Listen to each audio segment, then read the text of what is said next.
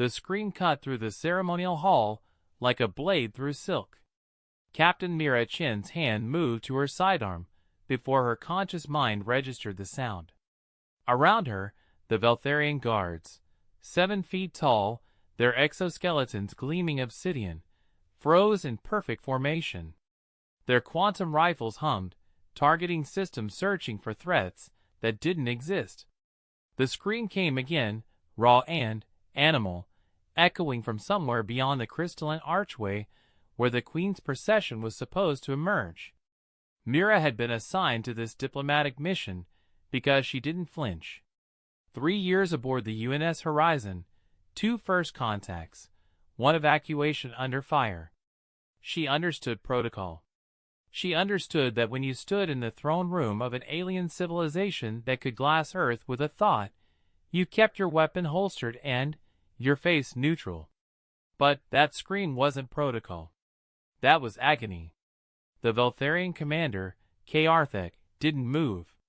His primary eyes remained fixed on the archway, his secondary eyes tracking every human in the diplomatic party. Waiting. Mira recognized the posture. She'd seen it in soldiers who knew something terrible was happening and were choosing, deliberately, to do nothing. "Commander." Her voice carried just enough to reach him. "That sounds like a child." K'Arthek's mandibles twitched. "It is not your concern, human." The scream intensified. Not just pain now, panic. The kind of sound that bypassed reason and went straight to instinct. Myra's second-in-command, Lieutenant Park, shifted beside her. She could feel the tension rippling through her team. They were security, not diplomats. Their job was to identify threats and neutralize them. A child in distress registered as a threat in ways that transcended species. "Stand down," Mira murmured to her team, though everything in her wanted to move. The Queen emerged from the archway like dawn breaking over a dying world. She was massive even by Veltharian standards, her exoskeleton etched with patterns that seemed to shift and breathe in the light. Behind her came the royal guard, and, between them, Myra's breath caught. The girl couldn't have been more than 14 in Veltharian years, maybe 10 in human terms. She walked with the jerky, controlled movements of someone fighting every step. Her exoskeleton wasn't like the guards. It was smaller, more delicate, but it covered too much. It wrapped around her thorax like a second skin, and, where it met her natural chitin, the seams glowed an angry, infected purple. The armor was growing into her, fusing with her body at the cellular level.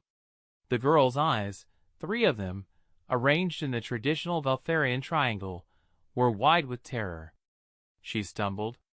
One of the guards caught her with shocking gentleness, but even that touch made her whimper. The Queen continued forward as if nothing was wrong. The diplomatic party bowed. Mira bowed. But she kept her eyes up, watching. The girl's breathing was wrong. Too fast, too shallow. Mira had seen enough combat to recognize shock setting in. Whatever was happening to her, it was accelerating. Ambassador Williams began his prepared remarks. Something about mutual prosperity and the dawn of a new era. The words washed over Mira like static. She was counting. 13 seconds between the girl's visible tremors. 12. 11. The Queen's translator spoke the ritual responses. Her voice was beautiful, modulated, perfect. She didn't look at the girl. None of the Veltharians did. They had positioned themselves so the child was technically present for the ceremony but practically invisible. Mira understood political theater when she saw it. This girl was being displayed and hidden simultaneously. A message for someone. The girl swayed. The guard steadied her again. This time Mira saw the way his grip shifted, taking more of her weight. Professional. Practiced. This had happened before. "Captain!" Park's whisper was barely audible. "Her armor's moving." Mira saw it then. the fusion line creeping higher, millimeter by millimeter. The girl's secondary arms were already completely encased, the joints locked at unnatural angles. The armor was consuming her. Ambassador Williams concluded his remarks. The Queen responded. The ceremony required only one more element, the exchange of trust, where both parties would present a gift symbolizing their commitment to peace. The Veltharians would go first. The Queen gestured. 2 guards stepped forward carrying a crystalline case. Inside, suspended in some kind of stasis field, was a fragment of what Myra's briefing had called a star seed, compressed matter from the Veltharian home star, impossible to synthesize, worth more than most planets. A gift that demonstrated absolute faith, because in the wrong hands it could be weaponized. Williams accepted it with appropriate reverence. Now came humanity's turn. Mira knew what was in their case. Genetic templates for a dozen crop species modified to grow in Veltharian atmosphere. Technology that could solve their food crisis within a generation. Fair trade. Good diplomacy. The girl collapsed. Not a stumble this time. Her legs simply stopped working. The guards caught her before she hit the polished floor, but the sound she made, a broken, desperate keen, cut through every diplomatic nicety like it was paper. The Queen didn't react. Didn't turn. Didn't acknowledge. Mira moved. She didn't decide to. Her body simply acted, closing the distance between the human delegation and the fallen child before protocol or training or common sense could intervene. She heard Williams hiss her name, heard Park curse, heard the quantum rifles power up with a sound like the universe inhaling. She dropped to her knees beside the girl. Up close, it was worse. The armor wasn't just fusing, it was feeding, drawing nutrients from the girl's body to fuel its growth. The veins around the fusion points were dark, collapsed. The girl's 3 eyes focused on Mira with desperate intensity, and Mira saw the question there, the same in any language. Help me. Captain Chin. Kearthek's voice carried a warning like distant thunder. Step away. Mira looked up at the Queen. Their eyes met. The monarch's expression was unreadable, but something flickered in her gaze. Calculation. Assessment. A test that Mira hadn't known she was taking. No, Mira said quietly. The word hung in the air like a declaration of war. The throne room held its breath. Mira could feel 50 weapons trained on her, could see Ambassador Williams's career ending in real time, could taste the diplomatic incident that would echo across light years. None of it mattered as much as the child dying in front of her. The Queen tilted her head, a gesture that could have meant anything. Then she spoke, and her words changed everything. Show me, human. Show me how you would free her. The challenge in her voice was unmistakable. So was the hunger. The Queen wanted to see if Mira would fail. Mira realized, with cold certainty, that this child had been dying in plain sight for a long time, and no one, not the guards, not the court, not the Queen herself, knew how to save her. The armor was a death sentence, and they'd all been watching it execute her degree by degree. The girl's hand found Myra's. The touch was ice-cold, fading. I need a medical scanner, Mira said. And whatever passes for surgical tools in your culture. Park was already moving, pulling their emergency medical kit from his pack. The Queen made a gesture. A court physician materialized from the shadows, carrying instruments that looked more like torture devices than scalpels. Mira looked down at the girl, at the armor consuming her alive, at the impossible fusion of metal and flesh. Stay with me, she whispered. The girl's eyes never left her face. Mira activated the scanner. The readout made her stomach drop.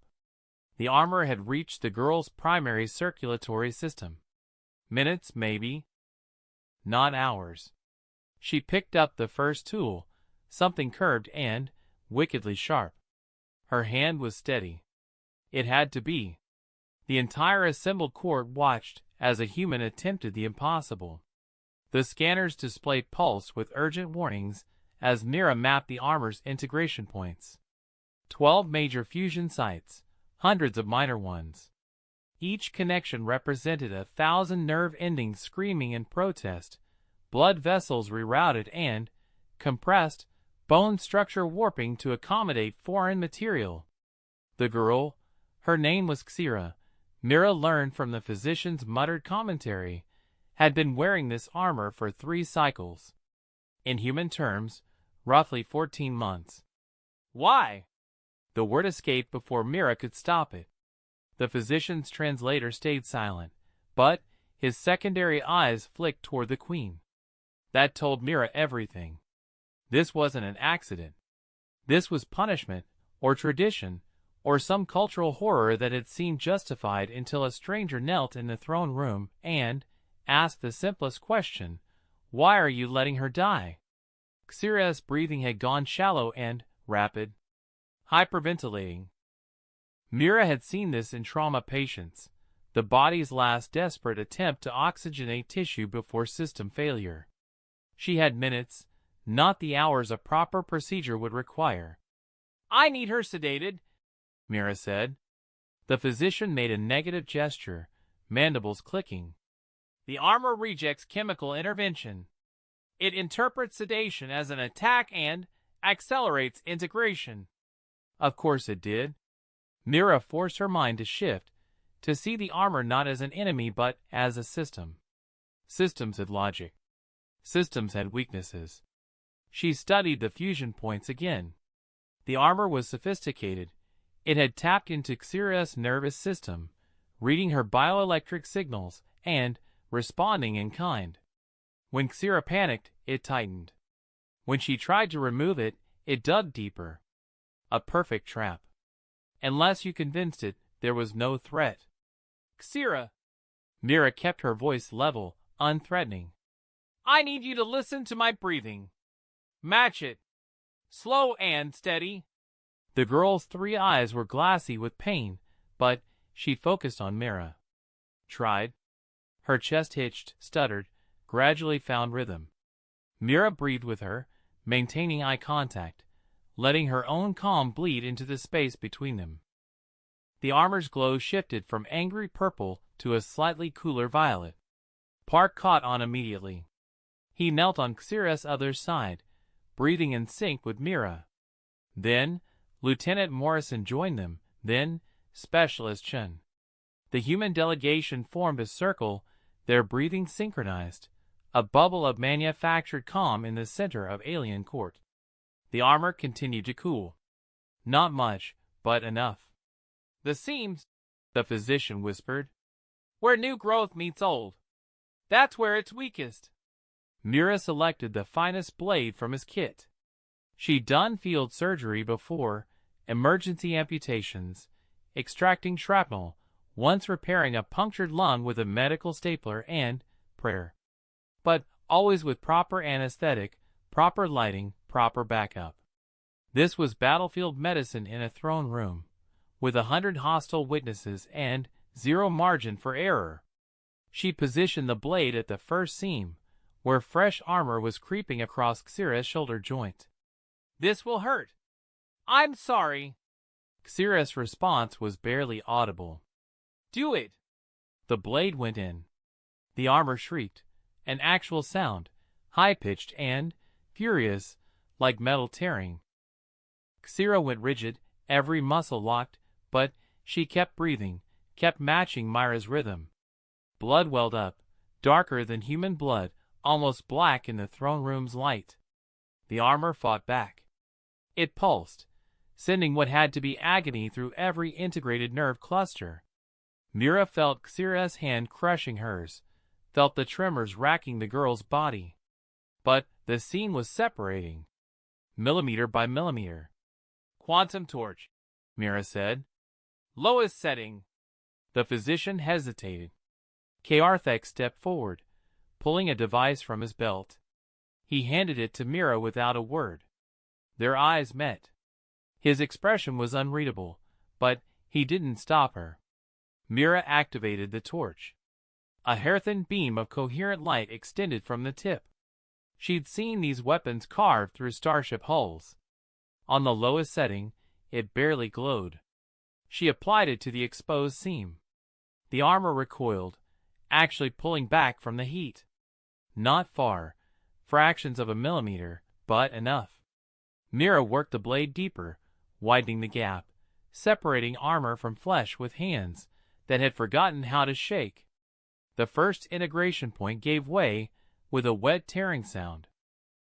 Xira's scream was muffled, bitten back, but it echoed through the hall anyway. The armor's glow flared bright, emergency red, and, for a horrible moment, Mira thought it would accelerate its consumption, finish what it had started. Instead, it hesitated, as if surprised, as if no one had ever actually heard it before. "Keep going," Xira gasped. "Please, keep going." Mira moved to the second seam, then the third.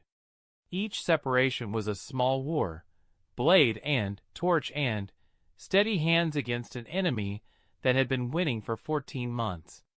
Blood slicked the throne room floor. The girl's breathing came in ragged gasps that occasionally broke into sobs she couldn't quite suppress. The assembled court watched in absolute silence. Mira lost track of time. There was only the next seam, the next integration point, the next small victory. Her hands moved with mechanical precision, muscle memory from 1,000 training exercises taking over when conscious thought became too heavy. Park fed her instruments. Morrison kept pressure on the worst bleeding. The human delegation became a surgical team without ever discussing it, each person finding their role and filling it. The armor began to understand it was losing. At the 7th integration point, it changed tactics. Instead of fighting the separation, it suddenly released, all at once, a full segment of shoulder armor disconnecting so quickly that Mira almost fell backward. But the release came with a cost. The armor dumped a surge of toxins into Xira's system, a final act of spite. Xira convulsed. Her eyes rolled back. Her breathing stopped. "No!" Mira dropped the blade, pressed her hands to Xira's chest, felt for the spot where a Veltharian heart would be. Slightly left of center, deeper than human anatomy. She locked her elbows, started compressions. 30 beats, steady rhythm. "Park, airway!" Park tilted Xira's head back, sealed his lips over her mandibles, breathed. Once. Twice. The physician made a horrified sound. "You cannot, shut up," Mira said, not looking up. 30 compressions. Park's breaths. 30 compressions. She could feel ribs flexing under her hands, hoped desperately that Veltharian bone structure could take this kind of force. Nothing. Xira remained still, skin darkening to a purple-gray that Mira's briefing had described as premortem color change. "Come on!"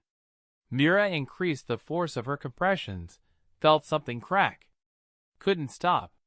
Wouldn't stop. "Come on, Xira!" "Fight!" Park breathed again. Mira compressed. The seconds stretched into subjective hours. Xira's body jerked. She dragged in a breath on her own, ragged and desperate but real. Her eyes fluttered open, unfocused but alive. Mira sagged back, hands shaking now, adrenaline finally catching up. Around her, she heard the collected exhalation of the human delegation, the shocked silence of the Veltharian court. The Queen spoke. "Impossible." "Not impossible." Myra's voice was rough. "Just difficult." She picked up the blade again. 8 more integration points to go. Xira was alive, but the armor was still killing her, just slower now. They had minutes of breathing room, not victory. "My lady!" Kaarthek stepped forward, addressing the Queen directly. A breach of protocol, Mira realized dimly. He wasn't supposed to speak unless addressed. "Permission to assist the human." The queen's mandibles spread in what might have been a smile or a threat display. You watched her wear that armor for 3 cycles, Commander. You did nothing. I knew nothing, my lady. None of us did. The human knew. Within moments of seeing her, the accusation hung in the air. Mira understood then. This wasn't just about Xira. This was about every Veltharian in this room who had chosen not to see, not to act, not to question. The queen was forcing them to witness what their inaction looked like when held against a stranger's intervention. She didn't know, Mira said quietly.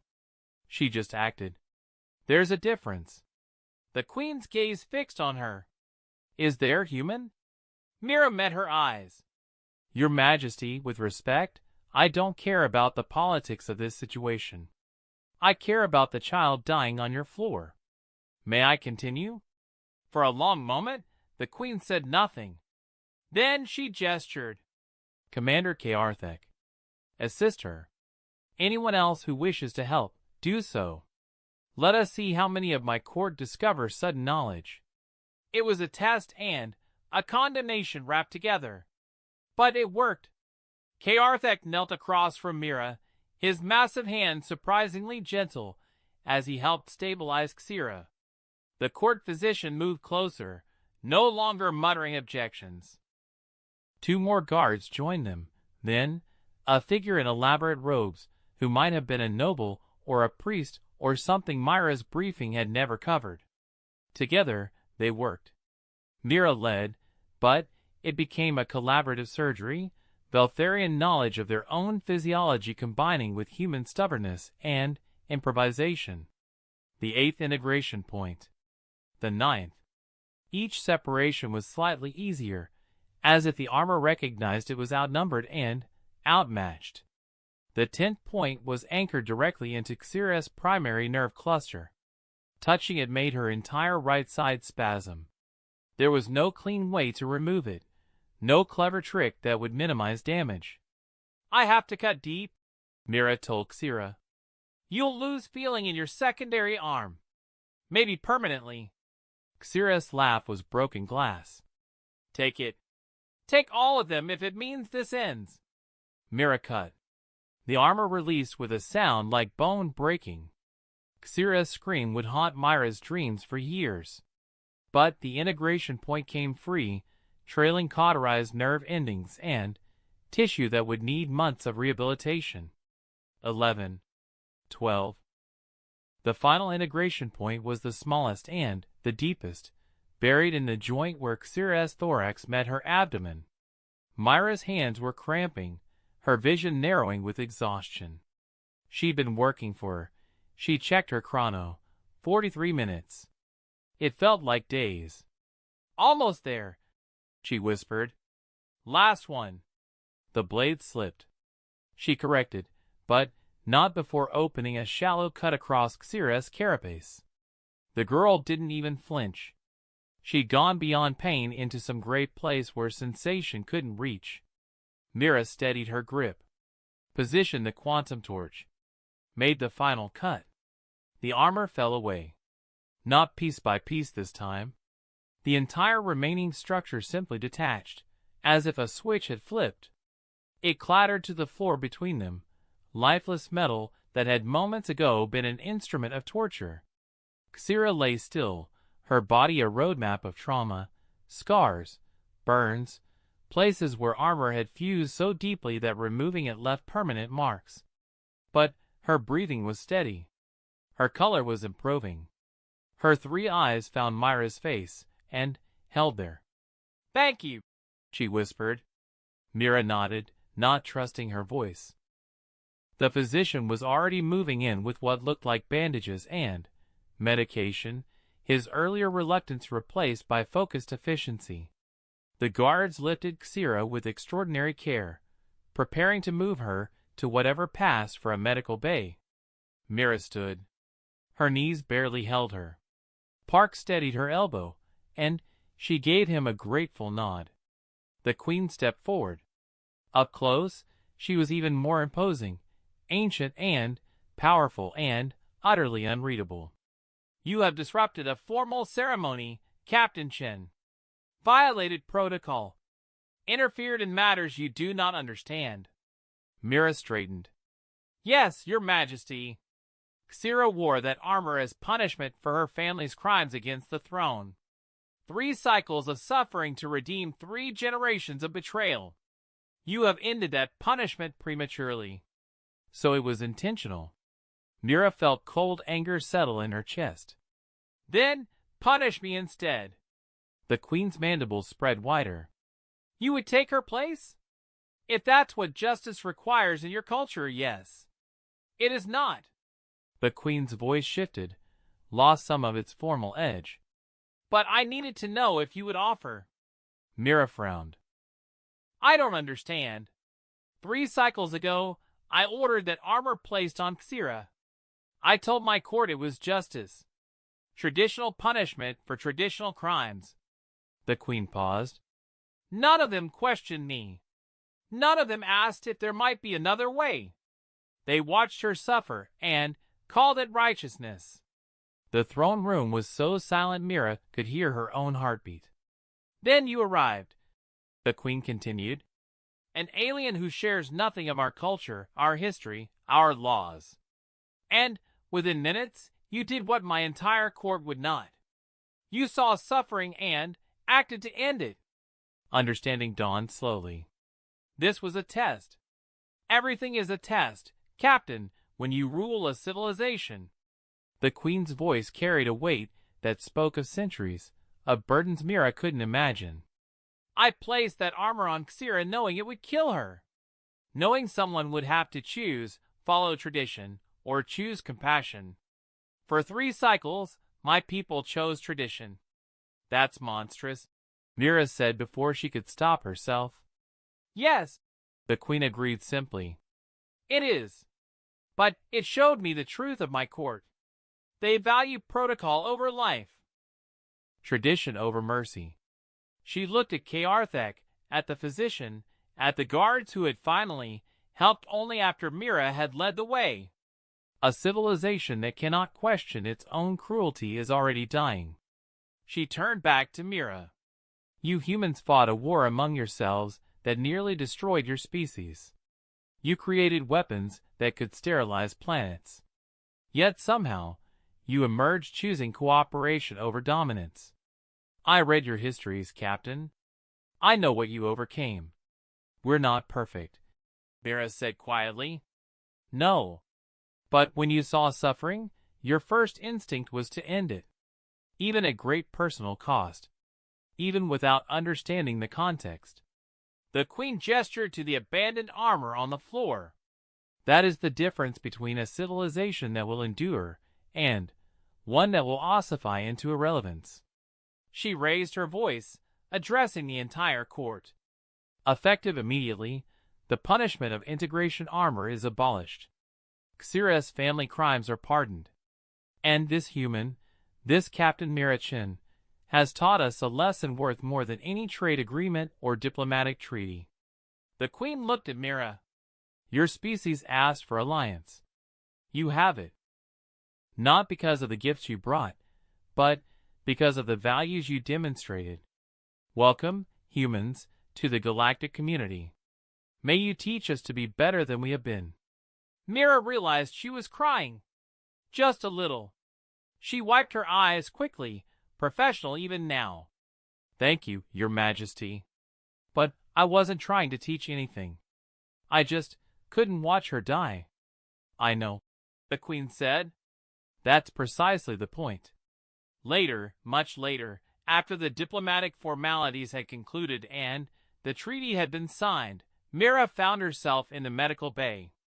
Xira was asleep, sedated properly now, her body finally allowed to begin healing. Kaarthek stood guard outside her door. She'll recover, he said as Mira approached. Full function in all limbs. The physicians say she was lucky you intervened when you did. Another hour and the damage would have been permanent. You could have intervened, Mira said. Anytime in the last 3 cycles. I could have. Kaarthek's voice carried shame like a physical weight. I chose not to. I told myself it was tradition, that I had no authority to question the Queen's judgment. I was a coward dressed in honor. Mira looked at him for a long moment. What will you do differently now? Everything. He met her eyes. Starting with ensuring nothing like this ever happens again.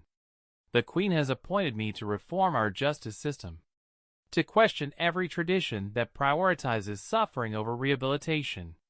That's going to be hard, Mira said. Yes. But I watched a human perform battlefield surgery in a throne room to save a child she'd never met. If that's not inspiration to do hard things, I don't know what is. Mira smiled. She's brave. Xira. She never stopped fighting, even when it would have been easier to give up. She gets that from her mother, Karthek said, who was executed for speaking truth to power. Perhaps Xira inherited more than just her mother's stubbornness. They stood together in silence, watching through the transparent door as Xira slept. Her breathing was easy now, unlabored. The scars would fade. The trauma would take longer. But she would live. And an entire civilization would be different because one human had asked a simple question: why are you letting her die? Myra's calm chimed. Park's voice crackled through. Captain, Ambassador Williams wants to debrief. Something about you creating a minor diplomatic incident that accidentally resulted in the most successful first contact in human history. Mira laughed. Tell him I'll be there in 10 minutes. She took one last look at Xira. The girl's eyes had opened, just barely. She couldn't speak through the sedation, but her hand moved, a small gesture of acknowledgement, of gratitude, of something deeper than words. Mira placed her hand against the transparent door, mirroring Xira's gesture. Then she turned and walked away, leaving the girl to heal in the hands of a civilization that had just begun to remember how to care. Behind her, Karthek remained at his post. But now he stood guard not because tradition demanded it, but because he chose to. Because someone had shown him that choices mattered more than protocol. The diplomatic mission concluded 3 days later. The humans departed with trade agreements, cultural exchange programs, and military alliance terms that would reshape the balance of power in 3-star systems. Ambassador Williams was already being discussed for commendations that hadn't been invented yet. But the real victory was smaller, more personal. It was Xira taking her first steps without armor, relearning how her body moved when it belonged only to her. It was the Queen abolishing 17 traditional punishments that prioritized suffering over justice. It was Karthek training a new generation of guards to question orders that contradicted compassion. It was 100 small changes rippling outward from one moment, when someone decided that tradition was less important than a child's life. Mira watched the Veltharian homeworld shrink in the viewport as the UNS Horizon broke orbit. Park stood beside her, datapad in hand, already compiling the after-action report. How do I write this up, Captain? Performed emergency surgery on alien royalty during formal diplomatic ceremony, accidentally reformed their entire justice system? Mira smiled. Just put that we did our job. Protected human interests. Built bridges. The usual, Park repeated, shaking his head. Right. Because that was so usual. Myra's calm chimed one final time. An audio-only transmission from the surface. Xira's voice, still weak but steady. Captain Chin. I wanted to tell you. I'm going to study medicine. Human medicine, if they'll teach me. I want to learn how you knew what to do. How you didn't hesitate. Mira closed her eyes. You don't need to, I do. Xira interrupted. You showed me that sometimes the most important thing isn't following the rules. It's knowing when to break them. I want to be able to do that. For the next person who needs someone to just act. Then, you'll be an excellent physician. Mira said. Better than I ever was. I doubt that. But I'll try. The transmission ended. The Horizon's engines hummed, preparing for the jump to lightspeed. Mira stood at the viewport a moment longer, thinking about armor that consumed and strangers who saved and the strange alchemy that turned horror into hope. Her hand went to the medal in her pocket, a gift from the Queen presented in a private ceremony. Simple design, elegant. The inscription was in Beltharian script, but the Queen had provided a translation. She saw what others chose not to see. Mira wasn't sure she deserved it. She'd just been a soldier doing what soldiers did, protecting those who couldn't protect themselves. Nothing heroic. Nothing special. But maybe that was the point. Maybe heroism was supposed to feel ordinary. Like breathing. Like choosing life over protocol every single time, until that choice became as natural as gravity. The horizon jumped. Stars stretched into lines, then vanished into the blue-white tunnel of faster-than-light travel. Earth was 3 weeks away. Mira had reports to file, commendations to awkwardly accept, probably a few stern lectures about following proper diplomatic channels. She was looking forward to all of it. But first, she was going to sleep for approximately 16 hours and dream of absolutely nothing at all. Park caught her arm as she headed for her quarters. Captain? For what it's worth, I'm glad you didn't hesitate. Even if it could have gone very, very badly. It could have, Mira agreed. But it didn't. Sometimes you just have to trust that doing the right thing will work out. And when it doesn't? Mira thought of Xira's hand in hers, the girl's eyes begging for help that might not come. Then at least you tried. At least you didn't stand by and do nothing. She left Park in the corridor, walked to her quarters, and collapsed onto her bunk without bothering to remove her boots. Through the bulkhead, she could hear the familiar sounds of a ship in transit, engines humming, crew moving through corridors, the subtle creaks and groans of metal under stress. Home. For now. Her last thought before sleep took her was of a girl learning to walk without chains, and a civilization learning to question the chains it had forged for itself. Not bad for a routine diplomatic mission. Not bad at all.